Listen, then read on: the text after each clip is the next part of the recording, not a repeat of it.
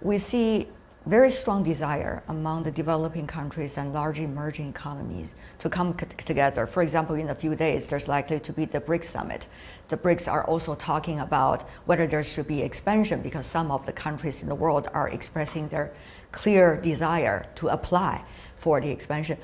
I know you are not working about the BRICS, but this is just one of those examples about how strong the voice has been coming from what many believe as the global south. So how does the UN, looking at these ever stronger desire and voices coming from the global south, how are their voices are likely to work into the agenda and the pathway toward 2030? This is a big question, I guess, that the midpoint summit in the UN likely to address and should be addressed.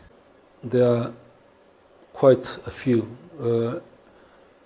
regional or other, multilateral organizations or initiatives that are developing very fast. Right? For BRICS, for example, my understanding is that more than 20 countries have applied to be members of the BRICS. Right? And at the same time, for example, the G77 and China, right, also has a very strong and distinctive voice, in the United Nations. Right? So are other, regional groupings. Right? And this said, I would think the United Nations is still the place where all voices can be heard, and all voices have a stage to have their voices heard. Right? So the United Nations is still the most representative international organization that can provide a space for these voices. For all these problems, the world urgently needs multilateral solutions because bilateral solutions or regional solutions are not adequate. Right?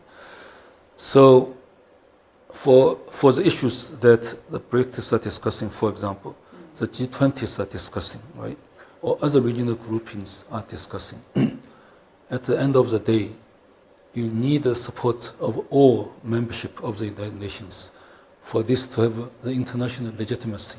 Right? So I don't think that there's a contradiction between what the regional or other international groupings are pushing for. Right?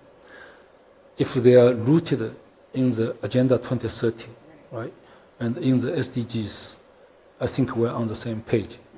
So we need the synergies of all voices so that the world is developing to be more prosperous for everybody, right? Leaving no one behind and to be more peaceful.